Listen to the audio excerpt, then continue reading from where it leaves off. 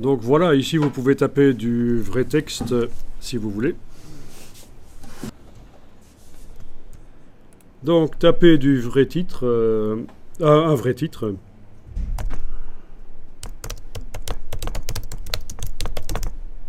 Voilà. Et vous allez le formater différemment du reste. Bon, ben, il va falloir sélectionner les caractères. Alors, quand vous êtes en affichage avec balise, sélectionnez également la balise. Sinon, si vous modifiez la dimension du caractère, mais pas de la balise, vous allez avoir des choses bizarres dans InDesign. Vous allez avoir des interlignages difficiles à gérer. Du fait que la balise n'aura pas la même taille que le texte. Voilà, et avec la palette caractère, vous allez modifier. Donc menu texte caractère, vous allez pouvoir modifier le titre. Alors ne soulignez pas les titres, ça ne se fait plus depuis, depuis les années 90 en fait. Donc quand on veut dans un document, un beau document de mise en page, marquer les titres, on leur donne une dimension différente, une couleur différente, on les décale. On fait plein de choses, ou alors c'est le paragraphe d'après qui est décalé. Enfin, d'une manière ou d'une autre, on peut faire comprendre que c'est un titre, mais autrement qu'en soulignant. Regardez les magazines, est-ce que vous voyez les titres soulignés?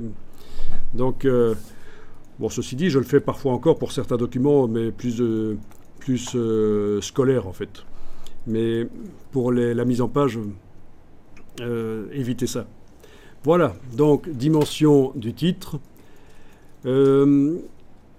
On peut faire passer en optique à la place de métrique, ce sera toujours mieux.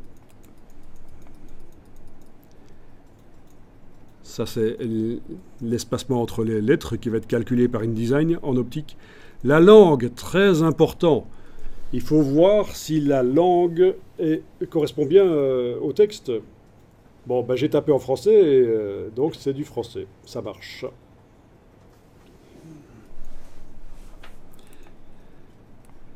Si je tapais en anglais, je tape en anglais, ben là j'ai un petit problème. Parce que InDesign, bien sûr, ne repère pas que c'est de l'anglais. Pour lui, là il considère que c'est du français. D'accord? Parce que je suis avec un système d'exploitation en français. Si j'avais fait passer mon Finder en anglais, tout mon Mac en anglais, il considérait d'office que c'est de l'anglais, le texte que je tape au début. Ben, ça pose un problème pour le correcteur orthographique, en fait. Édition, orthographe, vérification orthographique dynamique. Donc c'est comme dans Word, ça souligne les mots qui sont faux, et forcément, ben, le mot cheval en anglais, au pluriel, est faux parce qu'il considère que c'est un mot français, ça n'existe pas en français. Donc, bien faire attention à ça, indiquer la bonne langue, et voilà, vous avez plein de langues possibles. Donc, vous pouvez avoir dans un même document InDesign, bien entendu, vous pouvez avoir plusieurs langues, mais il faut que chaque langue soit bien indiquée par la palette caractères. Et au final, ça va se retrouver dans le style de paragraphe, cette indication de la langue. Ok, je désactive. Oui, évidemment, tous les mots latins sont soulignés faux dans quelle que soit la langue.